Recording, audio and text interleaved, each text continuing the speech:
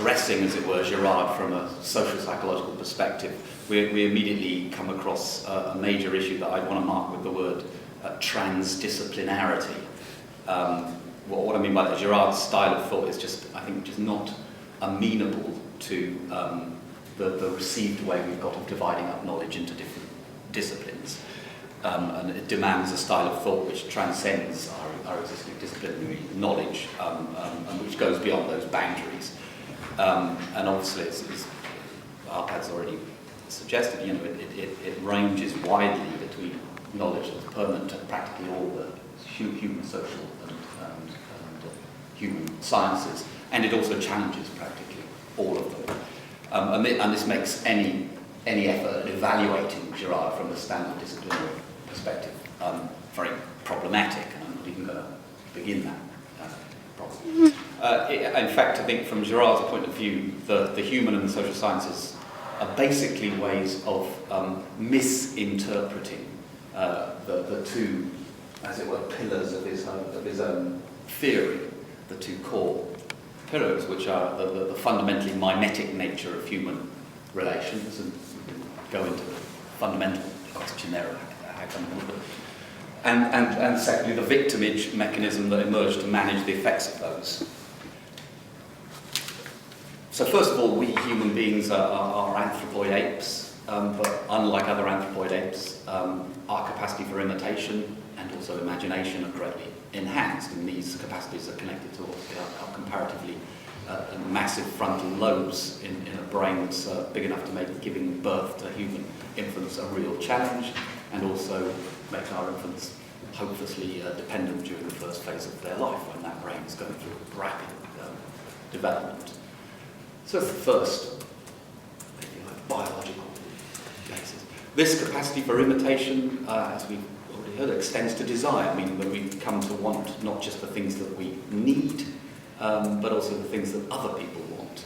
So Girard calls this acquisitive mimesis, which means desires copied from others or inflamed by others. So in short, the object becomes desirable to person A, not because of some inherent desirability, but because person B wants it. Two children fighting over a toy is the classic example of that. This means that psychologically speaking, we're not strictly individuals, but interdividuals. Third, when more than one person wants the same object, and that object is in some way limited, this will tend towards conflict. So acquisitive mimesis will always tend towards conflictual or agonistic mimesis. That's the next plank of it. Unlike number 4, unlike more basic desires or drives like hunger or thirst, which are satisfied by their objects, mimetic desire, whether it's acquisitive or conflictual, is not satisfiable, and instead of operating by way of homeostatic or negative feedback loops which serve to restore things to a state of equilibrium, conflictual mimesis tends to run away and escalate by way of circuits of positive feedback. Here's a connection to Bateson's notion of schismogenesis, for example. So I'm sure you're aware of a good example of negative feedback would be when the thermostat resets the temperature, so the temperature gets too high, the thermostat brings it down, and it gets too low, the thermostat brings it up, so it always hovers around an equilibrium point. Whereas positive feedback is more like when the Beatles started writing really good songs and amplifying their music, but they were playing in places where the screams were louder than the music, so they therefore had to turn up the music, but the better and the louder the music became, the louder the screams became in this sort of escalation that eventually needed some new solution to put it right, which was the Beatles gave up live performances and decided to be studio musicians instead and never performed again. So something was needed to stop that escalating train of positive feedback. And of course the escalating conflictual mimesis that Girard has in mind is more like the sort of contagious cycle of reciprocal violence that springs up when one vengeful killing is responded to with another symmetrical act of violence, giving rise to a growing cycle of violence involving more and more people. And in such a cycle, it's as if all of the more subtle social differentiations are cancelled out, and all that remains are what Girard talks about as doubles, looking and acting identically as one delivers a blow, the other parries, one parries, or the other delivers a blow. They're perfectly symmetrical doubles. And Girard associates mimetic desire with this de-differentiation, and this doubling. How will a process stop when it escalates and runs away with itself? Well, as you've already seen, the victimage mechanism is Girard's account. The escalating system of violence reaches its limits and goes through a transformation through a mechanism that Girard calls the victimage mechanism. So a scapegoat is found, and like a lightning conductor, this scapegoat changes what we could call the many against many dynamic of de-differentiated escalating violence into a many against one dynamic. And the victimage mechanism in this way short-circuits the violence, but usually at the cost of the death of this scapegoat.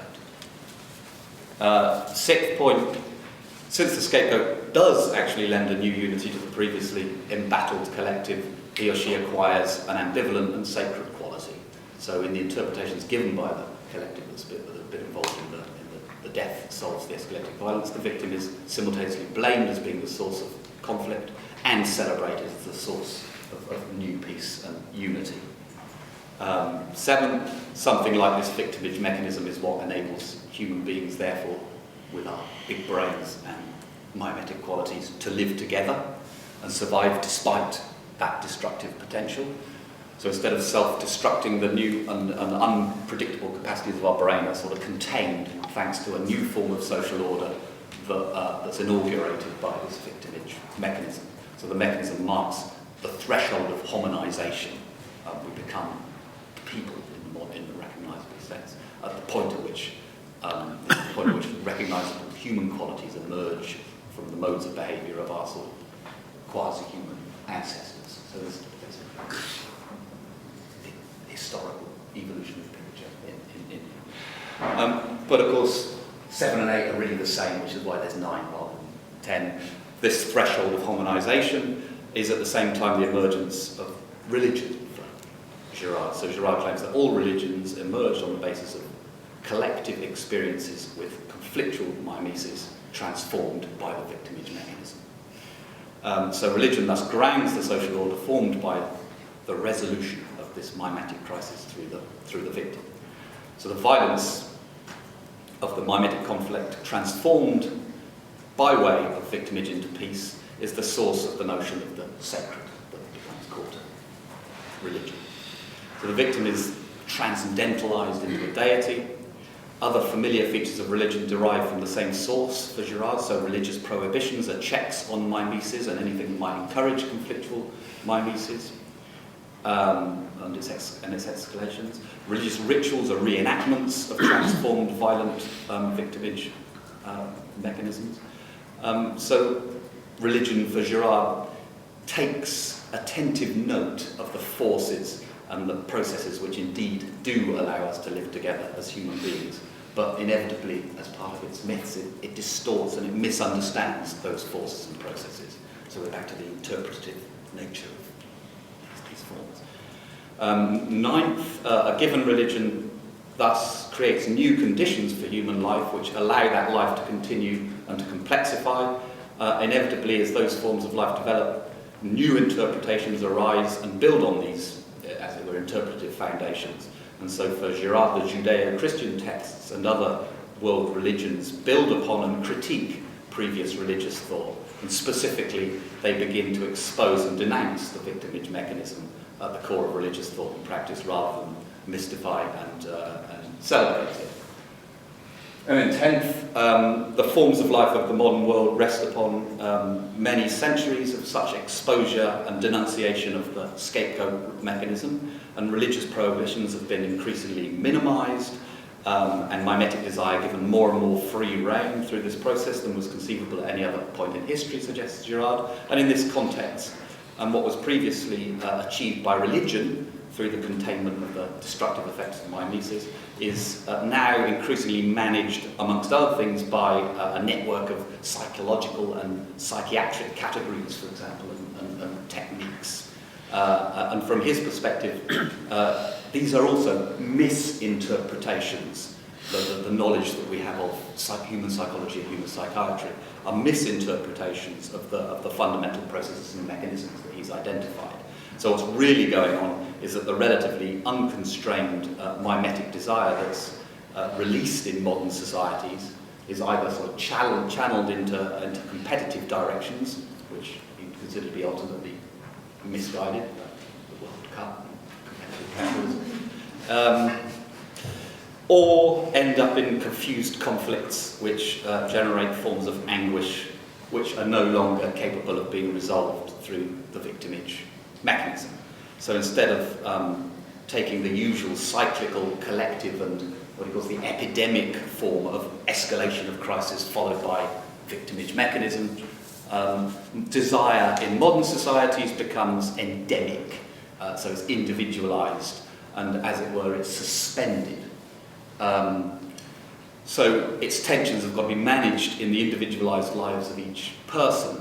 But when turning to the problem of mental health specifically, Girard claims nevertheless to be able to discern in what he calls the deceptive form of individual symptoms the dynamic style of the sacrificial crisis. So in the classification systems of psychiatry, he's saying these are ways of interpreting and misinterpreting that transformed mimetic effects. You can still see the sacrificial dynamics there. It's as if the mimetic crisis has been transformed from a temporary collective episode to a permanent or at least an enduring individual state. And here there's a lot of resonance with what Arpad talks about as permanent liminality, where Girard says, for example, the dynamism of desire thus takes the form of a mimetic crisis that has been enormously slowed down and lengthened in the individual historical context. So that's the now of mimetic desire, is the individualized nature of it. It's slowed down nature. Let's turn to jealousy and envy, see how they might look in this context. I think they're good, these emotions, these so-called green emotions, why they're green is something we might discuss. A good testing ground for Girardian thought, since they're very much sort of about desire and problems with desire, and hence they're relevant to the first pillar of mimesis. But they're also strongly implicated in forms of exclusionary violence as motives for that violence, if you like, which might be considered to the second, relevant to the second pillar of the victimage mechanism. So we can look at both aspects. Girard's, I should first say, pretty critical and dismissive of psychology as a whole. I've already hinted at why. He gets his psychology, as Arpad mentioned, not from experimental and professional psychologists, but from the great novelists, people like Shakespeare, Dostoevsky, and Proust, all of whom, of course, are experts in jealousy and envy. These are the writers of jealousy and envy par excellence, which I think is something interesting. In fact, Girard gives the title "The Theatre of Envy" to his book on Shakespeare, so he's particularly interested in that aspect of Shakespeare's thought. Girard's critical stance to mainstream experimental psychology is probably quite justified. I sort of buy what Arpad was suggesting about the metaphysics, the analytic metaphysics of modern science. Break things up into components and hope that you can put them together again. And mainstream experimental psychology operates very much with this tacit ontology, and sometimes it's explicit. So according to that mainstream psychological tradition, that would lead you to think of basic emotions as sort of programs hardwired into the brain as a result of evolution. So male sexual jealousy, there's a lot of literature on it, is often discussed as a hardwired response that's designed under evolutionary circumstances to maximize, in the case of men, the possibility of paternity confidence. So you need to be jealous to know that you're the father of the child, so you have an evolved module of jealousy to spark it under the right circumstances. the critiques of this evolutionary literature, and there are lots of those, but they don't tend to go beyond insisting upon a cognitive dimension to this, that those effects are influenced by certain thought processes. Strangely enough, jealousy and envy never make it into the many lists of biologically basic emotions that are articulated by people like most famously Paul Ekman. So despite this obvious candidacy as an evolutionary category, that never features in the list of 7 or 8 basic emotions. And I think the reason for that is because of the unavoidable social nature of jealousy and envy as emotions. So a proposition about emotion looks a lot more scientific if you can strip away the human relationships and concentrate instead on brain structure and function. But if you do this with jealousy and envy, it's like stripping away the artichoke to find the true artichoke. You actually lose what they are, as I'll show. And also, the little that psychologists do say about jealousy and envy is also dominated by this tendency to strip away the relationships and treat these emotions as intrapsychic phenomena, ultimately with a material base in genetics and brain structure, and related to things like learned dispositions or personality traits. So let's start instead by recognising the fundamentally relational nature of jealousy and envy. So they are what could be called triangular phenomena, which means that their existence depends on at least 3 actors or presences, because they're not always people. So there are 3 positions in a triangular structure, and let's call the first position, for argument's sake, the subject. So this is the position of the one who experiences the jealousy or the envy. The second position is the object of that jealousy or envy, and hence we can name it the object. But we've got to remember that very often the object may also be a person, so we only call this person the object because we're taking the subject's perspective. We could also make the object the subject. There's something inherently perspectival about this. What it means is if we're taking the position of the jealous subject, there is an object. Okay? Finally, the third position is that of the rival.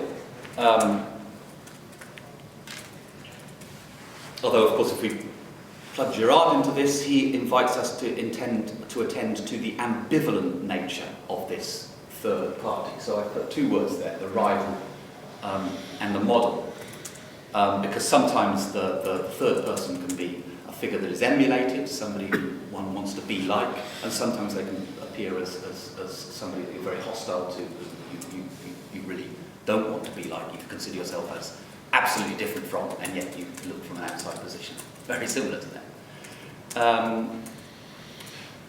So it's worth pausing to recognise the complex triangular nature and hence the social form of these experiences. And Girard would speak here again of interindividuality, interdividuals. The subject is made up of these 3. Their experience is not thinkable without that social context. And this emphasises how the experience of the envious and jealous subject is sort of internally mediated, to use a Girardian term, or inhabited by at least these 3 presences. And Girard actually says, jealousy and envy are scarcely more than traditional names given to internal mediation. Names which always conceal their true nature from us, their true nature being that they are part of this mimetic scenario. That quotation, of course, suggests that jealousy and envy might be different manifestations of an underlying similar unitary process. So that's the second thing we ought to be attending to, apart from their social relational nature. The process whereby our desire is first inspired mimetically by a model, before it then descends from acquisitive mimesis to conflictual mimesis with the double. But while keeping this sort of unity in mind, it's also very important still to mark a distinction between jealousy and envy, since we have that distinction not just in our language but in practically all languages. So, for example, jealousy names what I describe as the troubled relationship of a subject to a rival they wish to exclude. So the rival is a third party that threatens to interrupt a valued relationship that the subject has with another. So the rival threatens to expose, and I think of expose with a sort of postmodern hyphen. It's a modality of the concept of a position. It's an exposition. The rival threatens to expose the subject to exclusion from their relation with the object. So there's the subject with their relation to the object, and here's my repetition diagram, you see the interruption there. This is the threatened exposure, the threatened interruption of that relation. So we call any experiential or behavioural reactions to this type of threatened exposure that must require this particular social setup, we call it jealousy. Whereas in situations of envy, it's the subject who perceives themselves to be excluded from a relation between a rival and their object. So the envious subject, in this case, plays the role of the excluded third figure. So often a distinction is made between benign and malign envy. In benign envy, the rival is actually more like a model, and the subject simply expresses some sort of admiration for what they are or what they have. And in cases of malign envy, by contrast, which is, if you like, envy proper, the subject wishes to inflict the exclusion that they feel onto their rival by precisely interrupting the contested relationship. That is to say, the exposed subject threatens to expose the rival to a comparable exclusion. And we call any reactions, whether experiential or behavioural or whatever, to this particular type of exposure envy. So the key difference then is that in jealousy, the subject has a relationship to the object to the extent that this could be lost, while the envious subject lacks that relationship and begrudges it in another. But as I say, having sort of sketched those differences, which are sort of pertinent, it's important not to neglect the systemic unity that's proper to both, and that unity hangs on the decisive relationship to the third figure. So again, I think what Girard orients us towards is the central relevance of the third figure in scenes of jealousy and envy. So let me give you some examples from, I've conducted lots of research over the years where a lot of it interview-based or asking me to send me little reports of jealousy, and so I've collected lots of examples, and I'll give you a few to illustrate. What I want to say with respect to this example is that often it's less clear, having sketched the difference between jealousy, to begin to understand the unity underlying them. I think we should draw attention to the fact that very often, perhaps more often than the norm rather than the exception, we can't, it's not clear whether or not someone can be said to have a relationship to an object or to possess something. It's unclear whether jealousy or envy is at stake. So here's an example. So Karen, the subject, is jealous of a neighbour who was a child by Karen's husband. She's mainly jealous because of the child and the emotions that the child stirs within her husband. Therefore, anything that her husband does for his child is seen as an act of betrayal to her and to their marriage. So you can see in this example, Karen is the jealous subject and her neighbour is the rival. And the scene can be described as jealousy to the extent that the neighbour threatens to interrupt Karen's relationship with her husband. The husband thus plays the role of the object that Karen fears to lose and jealously guards. But in this situation, the child also sort of features as a rival of sorts, because it's the husband's feelings for the child that are singled out as the act of betrayal in this scene. So in a sense, it's the neighbour and the child as a sort of single unit that pose the threat of interruption in this case. But seen from another angle, the scene can also look like a classic example of envy. So Karen is an excluded third party who lacks the parent-child bond that she sees to her discomfort that her husband and her neighbour enjoy. So she covets something that she doesn't have, and this positions her outside of their bond, and in this exposed position, she can feel envy. So she's the envious subject, and the object is a sort of ideal form of loving bond, and the other characters are rivals that threaten to expose Karen's lack in this in this sense. And I think this kind of ambiguity is typical of situations of jealousy and envy. It's always possible to see them as superimposed in this sort of way. But in this case of a sort of intimate link between jealousy and envy, the same subject is described as both jealous and envious. But there's also another sort of intimate dynamic between the two emotions, whereby different individuals can face one another from envious and jealous positions. And in this case, the envy of the one inspires the jealousy of the other, and so forth, in a sort of spiral of positive feedback. I mentioned Iago, and of course Shakespeare's portrayal of Iago and Othello is a classic example of this juxtaposition, where Iago is the envious figure and Othello the jealous figure, but the two, you need to understand their relation together. You can't understand the play without the relation between the two. So, if you like, the greatest threat to the jealous subject, Othello in this case, who fears the loss, is the envious subject who wishes to inflict it. And symmetrically, the greatest threat to the acquisitive desire of the envious person is the jealous subject who refuses to give up their prize. So they're locked into this sort of scenario. So there's something very Shakespearean about, I think, the cartoon scenario of Popeye the Sailor Man, which I think would be interesting to look at the sort of origins of this cartoon strip and why it emerged in American history at the time that it did. So Popeye is obviously the lover of olive oil, and of course we could ungraciously call Olive the object from this perspective. As a third party, that's Bluto on the right, who threatens to interrupt their relationship. And to the extent that Popeye feels threatened with the loss of the communion between himself and olive oil by Bluto, Popeye experiences jealousy. But if we swap subject positions and we take Bluto as the subject, we find that Bluto is the subject of envy, to the extent that he feels like the excluded third party.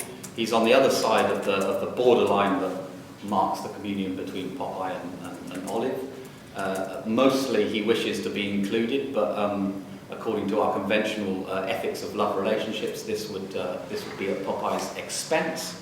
And if his envy were malign, Bluto would wish to inflict exclusion for its own sake. He'd attempt to destroy the relationship, even if all he stood to gain was to have Popeye join him in the community of the excluded. Now, according to Girard's theory of mimetic desire, the third person in scenes of jealousy and envy shouldn't be thought of as incidental to the desire of play, but as fundamental to it. And this, of course, is counterintuitive, because we normally like to flatter ourselves that such desires involve just two people, so a first person and a second person. And if there is a third person or a third figure, we prefer to think of it as nothing but some sort of an open channel connecting the two lovers. So we like to think of love as a pure channel between the two lovers through which this desire mutually flows. The lovers like two stations linked by this relation. But from Girard's perspective, the mediating channel that's linking the stations obviously takes the form of a third person. And that third person can both mediate but also interrupt the desire flowing between them. It can both stimulate and facilitate it and act as an obstacle to it. So the interrupter, the mediator, becomes an interrupter, like these, exactly the same as the football commentators who distract all attention from the player on the field with their interminable babble about the ball. The mediator becomes the main object. So to continue our example, it's useful to imagine that Olive Oil loves Popeye. It's usual, rather, to imagine that Olive loves Popeye because he's lovable, and that Popeye and Bluto love Olive because they're both in touch with their real feelings about her real qualities. But to the extent the desire is mimetic, then we must consider the possibility that Bluto might not just be an obstacle to Popeye's desire, he might inspire it in the first place. And likewise, Bluto's desire for Olive might be aroused by the fact that Popeye desires her. And if we take Olive's perspective, we'll probably find that Olive is also a subject with complex triangular desires. And this returns us to the ambivalent nature, of course, of the third party in jealousy and envy, and the value and the significance of the third party, the figure of the third, appears to transform and fluctuate in interesting ways. So it fluctuates between being an admired model and a despised enemy. So, and this crops up in scene after scene in the data that I've collected. So that the hated rival was once an admired model, someone that the subject emulated and wished to be like. And this transformation of admired model into bitter rival is, in a sense, precisely the transition from acquisitive to conflictual mimesis. So to give you an example, I did a little bit of research with some younger research participants in a school, and we asked some 15 to 16-year-olds to write little plays of jealousy as it would appear in their own lives. Not actual examples, but to give us a sense of the kinds of experiences that they would have that they would call jealousy and envy. And one play depicted the feelings of a younger sister called Julie. The feelings that she felt towards her older sister, who in this case is the rival, Maria, due to the fact that Julie's parents, despite it being her birthday, did not allow her to go to a disco. So this is a bad scene. It is the object of desire, the disco. And it was very clear from the play that Julie, the younger sister, she greatly admired the older sister, who in many ways she saw all the desirable qualities that she wished to have in her older sister, which is not surprising. It's a very familiar scenario. So just to give you an example, this is Julie responding in her own thoughts. They cleverly did a little sotto voce bit in the play that they wrote when she's learned that she can't have a disco. So she says, "It's not fair, I'm not even allowed to go to a disco, let alone have one here at home," as her older sister was at the same time. Maria always gets everything, friends, good marks, and everyone likes her better than me. I'm going to get her back. She's going to be sorry she's so popular. This is obviously very mundane, but it speaks volumes, and it's the point that Girard makes. We as adults, as grown-ups, we like to conceal these sort of very childish motivations. But here, this oscillation between model and rival is clear. And also when Julie, of course, responds by sabotaging a disco that her older sister has at the same time. And this enrages her sister, who then they make up, and the bemused older sister comes to her and says, "You know, why did you do it? Why did you do it?" And Julia responds, "Anyway, it serves you right for being so popular. Everyone prefers you. You get everything, and you never even thought of sharing a disco with me, did you? I'm sure Mum would have agreed if you'd have had anything to do with it." So here's Julie presented by these young little group of 5 or 6 authors as being fixated upon the positive qualities of her rival. So she's so popular, everyone prefers her. So Maria seems both to inspire desire in Julie and to have the power to satisfy that desire. So I'm sure Mum would have agreed if you'd had a word with her about it. So the sister has become an obstacle in this sense. So Julie wants so much to have a disco because this would make her more like her grown-up sister. But whereas the younger sister is preoccupied, as often happens with the older one, Maria never even thought of Julie.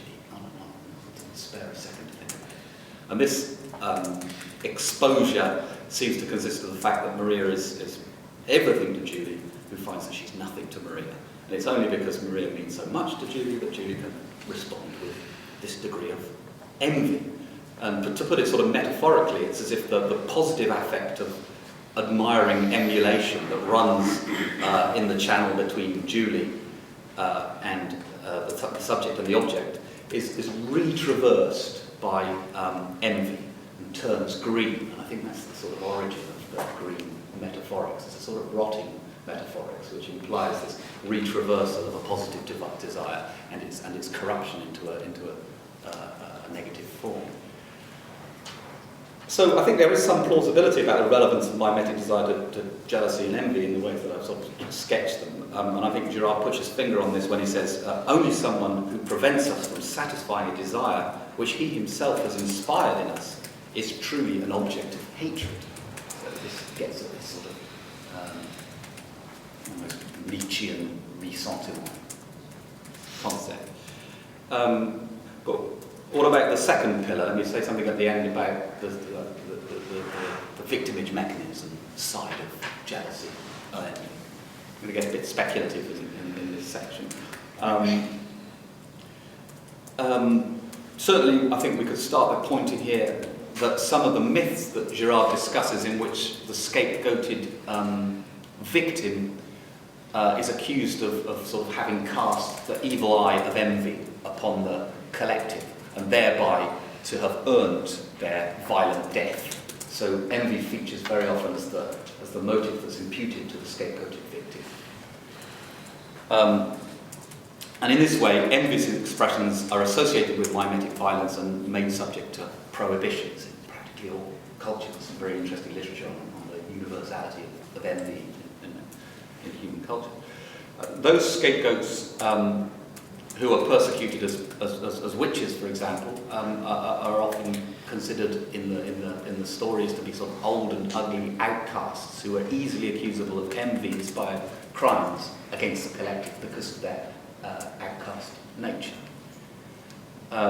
So if envy is a motive typically attributed to a scapegoat, then symmetrically, jealousy is a typical attribute of the accusers in an interesting way. This takes us back to the point that the distinction between envy and jealousy hangs on a social notion of rightful possession or even property rights. In jealousy, the subject has a relationship to the object that could be lost, while the envious subject lacks that relationship, as we touched upon, begrudges it in another. So if that relationship is a rightful relationship, then jealousy can be an expression of righteous violence. So in some passages of the Bible, for instance, jealousy is presented as the defining passion of the Judeo-Christian God. So he announces himself more than once as a jealous God, capable of violently defending the well-being of his flock. So in Deuteronomy, he is described as a consuming fire, a jealous God. And in this kind of narrative, jealousy is considered to be sort of a very natural thing that's essential to the competent exercise of forceful masculine power. And in this way of thinking, we see the etymological connection to the word zeal, which is in the etymology of jealousy. So jealousy takes on connotations of zealous watchfulness and concern, and those who lack it, if you like, they lack authority. They don't care enough. They're accusable of. So there's a positive connotation. But I suggest that historically speaking, and this is not a properly scientific diagram, but I thought a graph would be appropriate.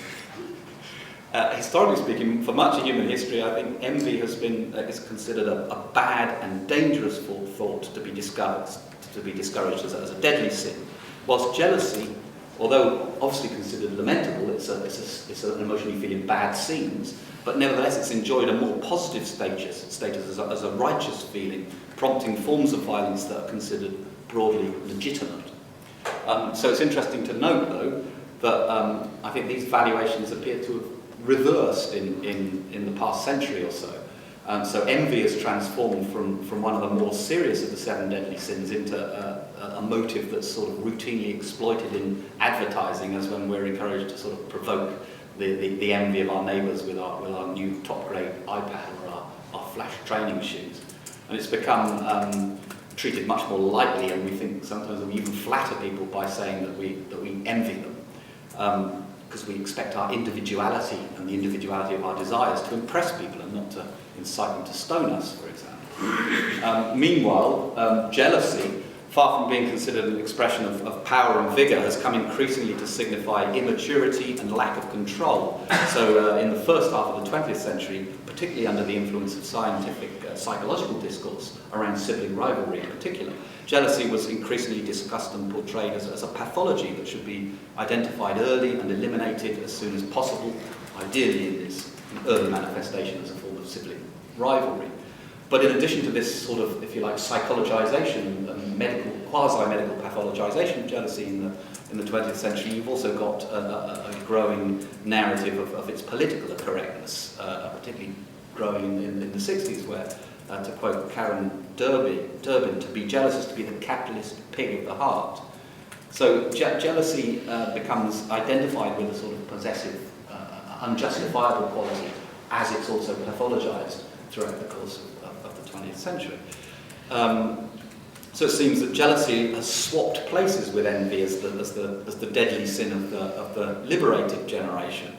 And it seems that today we're inclined to believe, for example, the jealous God of the Old Testament suffered from some pretty serious form of personality disorder, and that the sin of envy is some sort of an advertising opportunity for the selling of cars. And this reversal in valuation can be related to the increasing influence of modern conceptions of rights that play in the new social structures that are considerably more tolerant of mimetic desire and intolerant of the victimage mechanism. And these are tied up with the points I began with about what happens to desire. Modern desire as a specific incarnation of the mimetic crisis managed by individuals in this suspended way. A final point I will make, have I got any time left? Yeah, go ahead. A final point which I can only really hint at, but it's something that I think would be interesting to pursue with respect to this sort of, what I'm suggesting is Girard is sort of opening up a sort of socio-historical angle on human emotions that's quite interesting. And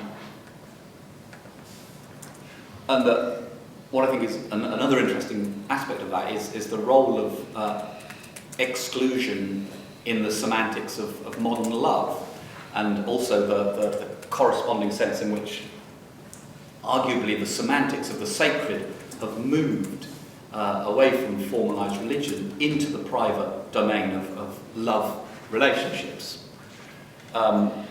So, for example, when Nicholas Luhmann discusses the 17th century emergence of love semantics in his book Love is Passion, he says, in his usual ironic manner, one of the most obvious hallmarks of the semantics of love, in contrast to notions of friendship, is its exclusivity, in that it's generally regarded, and there is a broad consensus on this point, that one can only love one person at any one time.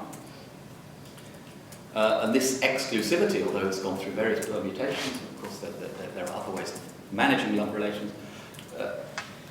this exclusivity means that each lover chooses the other and only the other above all others. So the category of the all others hence plays the role of, in a sense, an excluded third figure that permits the couple system to emerge as a unity. As Roland Barthes put it in his book, A Lover's Discourse, he says, what I want, talking about love, is a little cosmos with its own time, its own logic, inhabited only by the two of us. And the exclusion of the third that founds this sort of monogamous couple bears an uncanny resemblance, I think, to the victimage mechanism that, according to Girard, laid the foundation for human culture.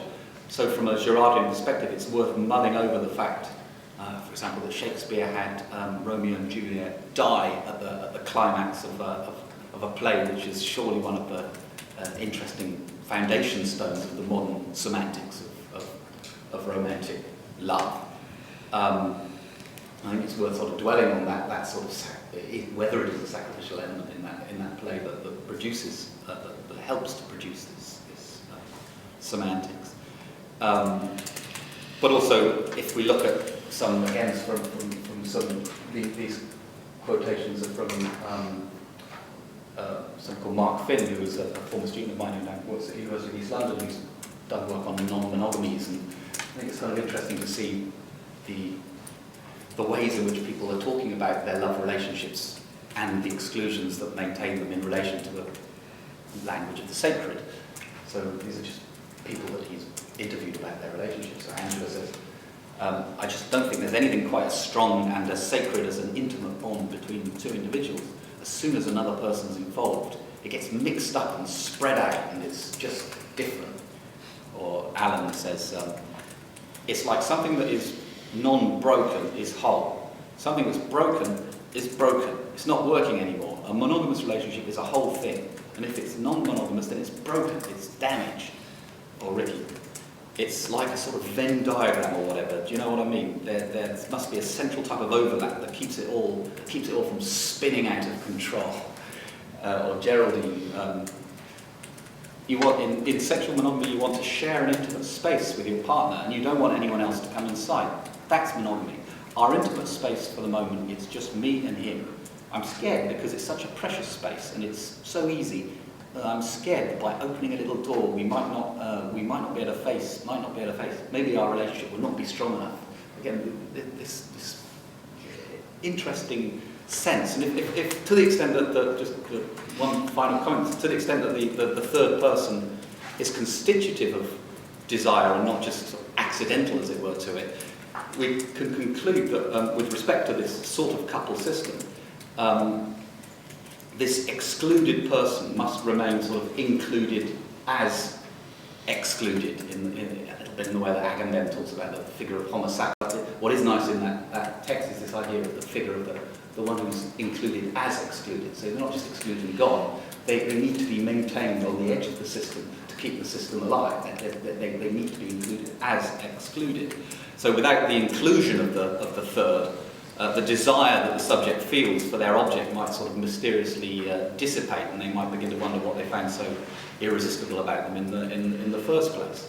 But without the exclusion of the third, the sacred bond is broken, and the intimate space spins out of control into this sort of mixed up confusion that they describe, which of course is has very interesting resonances with the idea of the mimetic conflict. So in a micro way, it's as if that both the mimetic relation features and the sacrificial and the victimage mechanism features are still sort of at play in these modern ways of managing.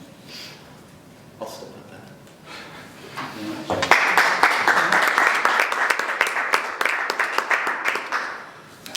Thanks very much, Paul. Are there any questions?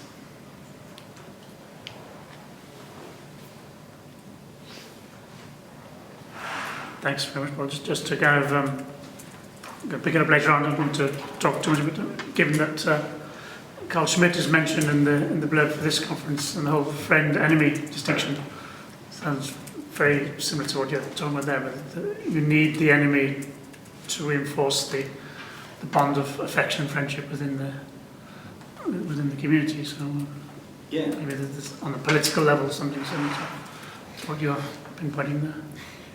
Yeah, I think that would be an implication. And I read little bits of Carl Schmitt. I know that Agamben sort of is influenced by that style of thinking and putting forward is sort of included as excluded.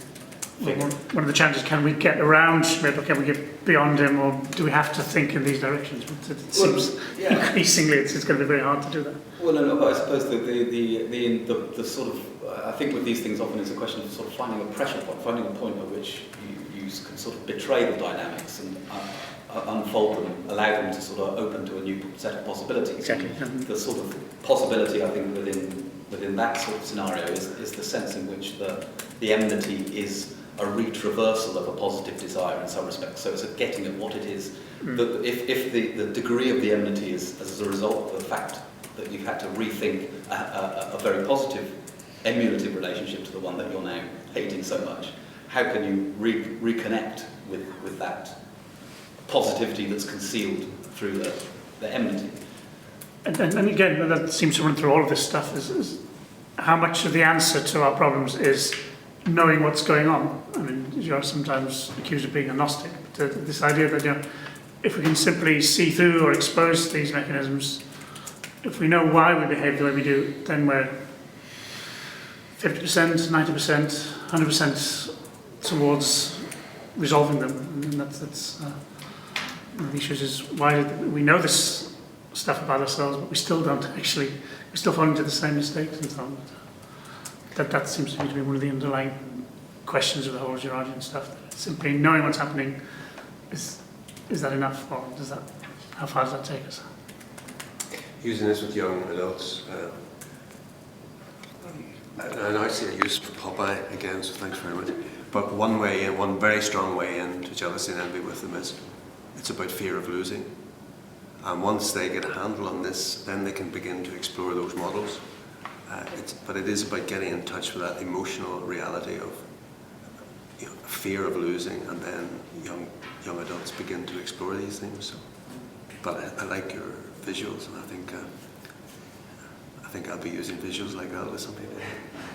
How do we get people to see that this is about day-to-day life and the choices they may be able to make with one another in ways that free them and get away from jealousy and envy? Or if they don't see these dynamics, we all become enslaved to them. I mean, these are deep realities in normal life, but in this society, even more so. We're full in this society of the fear of losing. I think that's right, and it sort of connects to the previous point. In some way, you notice it with children more obviously than with adults. Well, adults are more conceit. They're more. Yeah, exactly. But we don't like going there. We don't like talking about jealousy, and we don't like talking about the bad things that happen to us. And so if you try to steer a child towards that sort of conversation, they have a thousand ways of escaping it very, very quickly.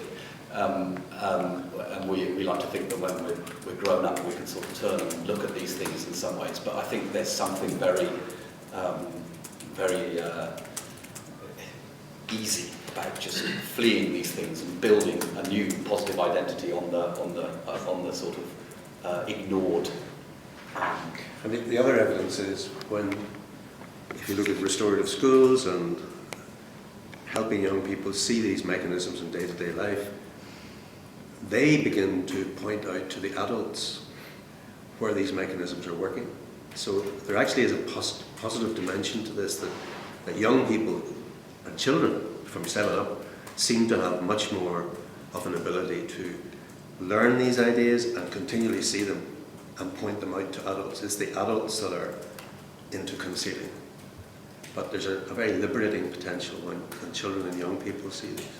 It's interesting. I find that you read some Proust or Dostoevsky, in some respects, these novelists are preoccupied throughout their work with these actually they're quite simple dynamics. They're not their implications and their connotations are manifold and difficult to follow, but there's a sort of simplicity there, but a simplicity that is simplicity is covered. Yeah, we're very happy to avoid. And that's why maybe literature and so on are important, because we can talk about Dostoevsky, we can talk about Iago or whatever in ways that we're probably less.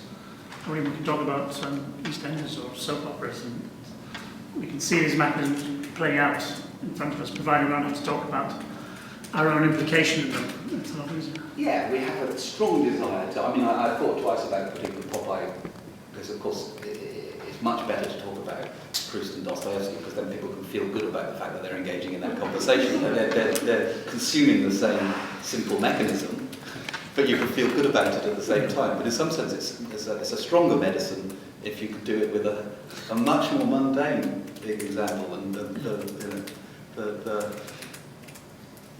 I think I've come to use more and more simple examples precisely for that reason.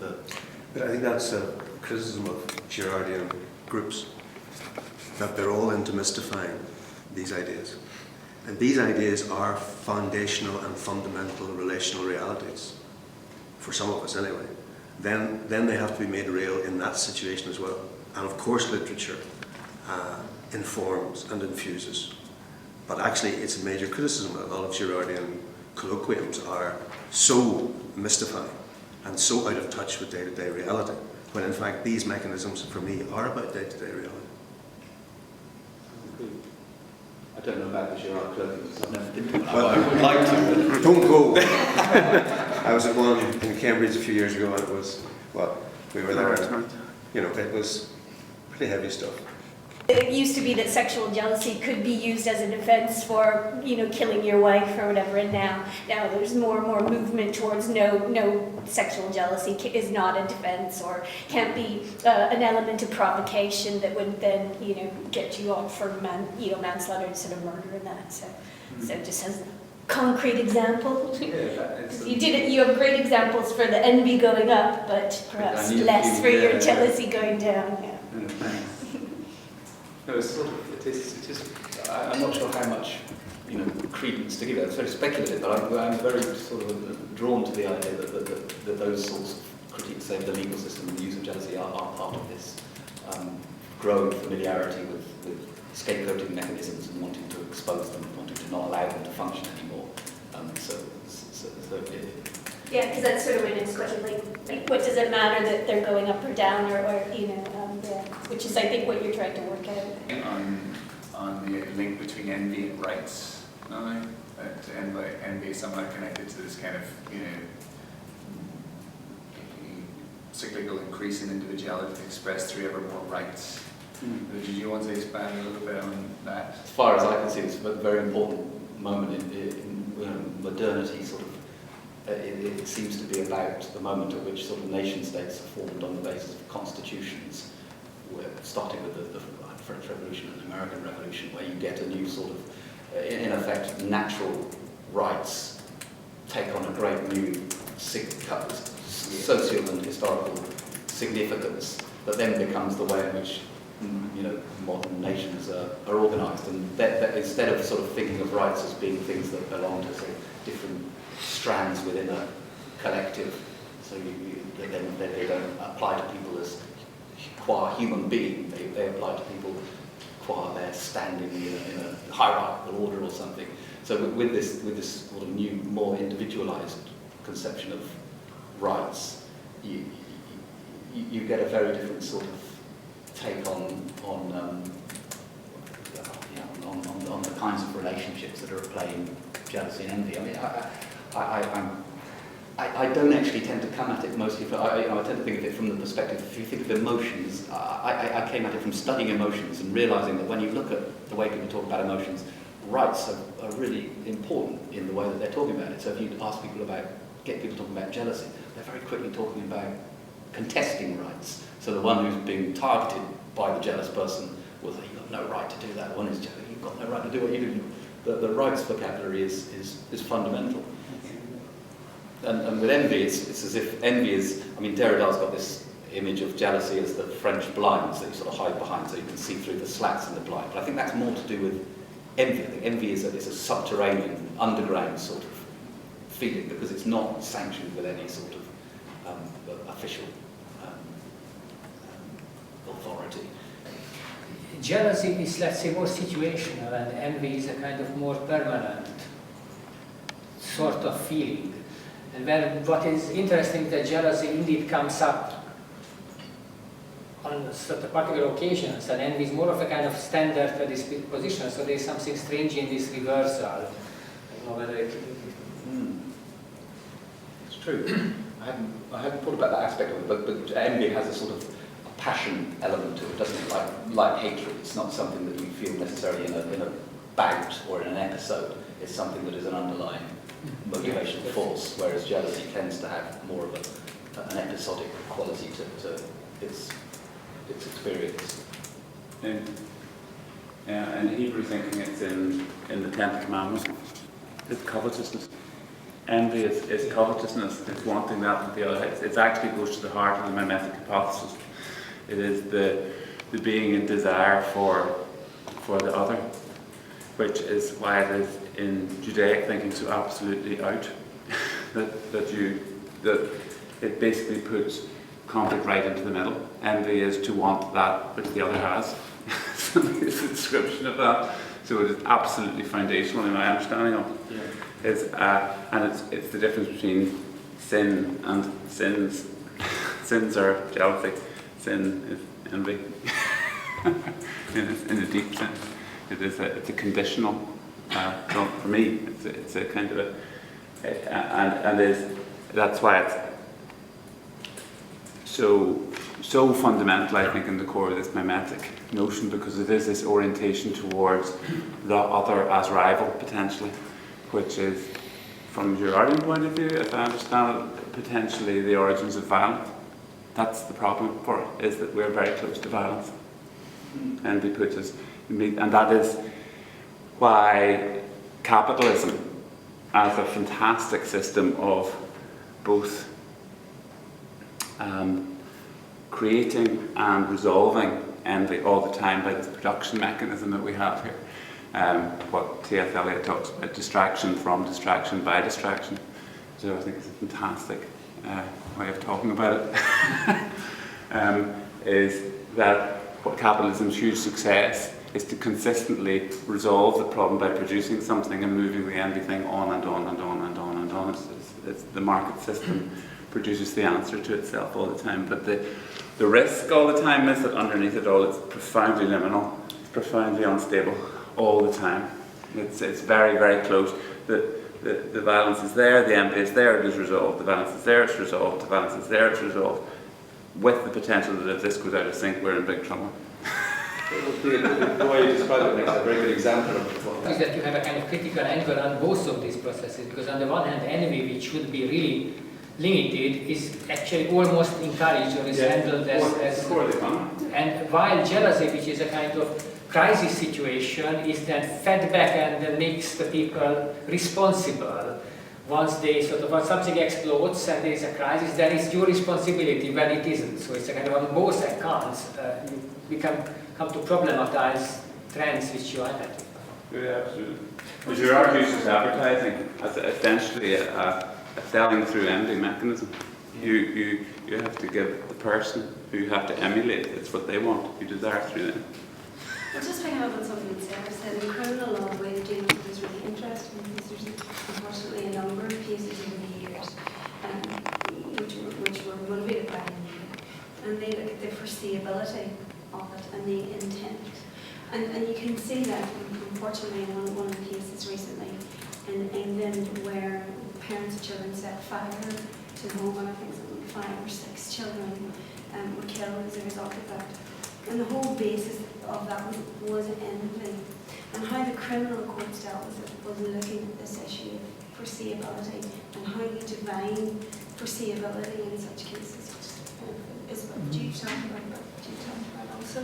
So it's interesting from that perspective. Girard himself stresses violence as a relationship, and he contrasts one lecture he gave a few years ago, which said normally when we speak of violence we talk about sudden acts of violence that's coming from nowhere, like being bumped in the street.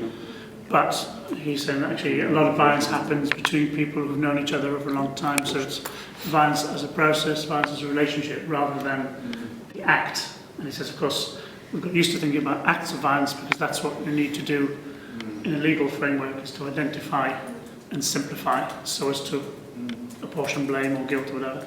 But in fact, once you acknowledge that it's a relationship, then you've got a much more complex phenomenon to examine, and that seems to be what he does.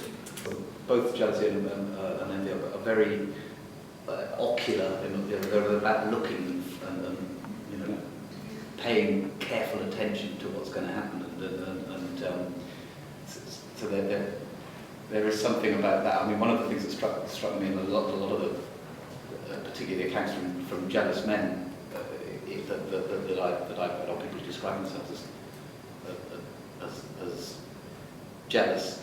There's always a sort of interesting relationship between their own concealed desires and what they then project, if that's the right word, but onto the person that they're jealous of.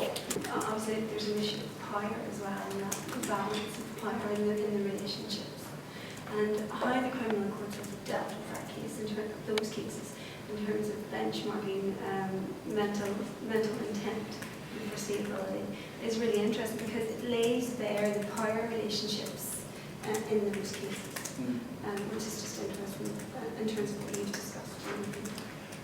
As a psychologist, you can see that clearly we've got these, especially compared to other animals, we've got these high-powered imaginations that allow us to sort of act outside of the moment. If I suppose probably too strong, but you know, most animal psychology is very much in the present moment, you know, responding mostly to perceptions and affections of things that are around at the moment, whereas we spend probably most of our lives, especially us in universities, well away from the present moment, such that you can even forget that it's even there. And that sort of imaginative, but whether it be retrospective in the form of memory or prospective in the form of forms of imagination, where you're anticipating what's going to happen and how things are going to work out.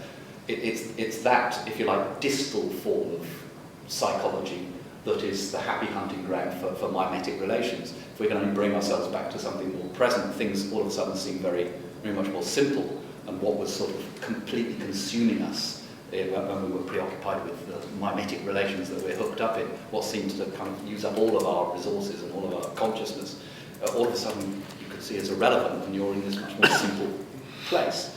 And so I like to sort of hold on to the idea that there is some sort of form of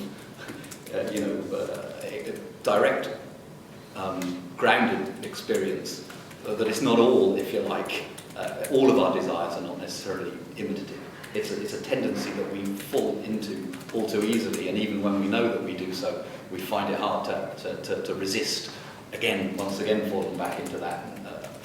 But nevertheless, there is this sort of hope or possibility of a connection with the world outside us. And I kind of agree with Arpad, in some sense, the great disaster of people like Kantian philosophy is that it blocks off any possibility of anything other than a mediated connection with the universe. You know, there's no vector going from the environment to us. Everything is the creation of our a priori categories. So everything is, for Kant, paradoxically, everything is mimetic, everything is mediated. And then you need to invent this crazy concept of rationality in order to reinvent some connection with the world. But you only have to reinvent that connection with the world because you've done away with any possibility of a connection of the world in the first place. Whereas if there always was a possibility of a direct connection to the world that is not mimetic, then you don't have to go away that whole detour that philosophy and science has been in the last 200 or 300 years. I mean, it's probably If we take social work, the removal of the relational dimension for social workers, that they're more ticking boxes rather than the old form of in relationship. It'd be interesting to look at the legal progress. Is there a growth of mediation in the legal profession before, or is it always after? Because if we had more mediated relationships, it would be interesting to see in your examples, may there have been a possibility that a third party might have been able to model some freedom, some possibilities. A third party might have been able to get people to see the dynamics they were caught up in before they then up in the two-person category in your courts in the scenario.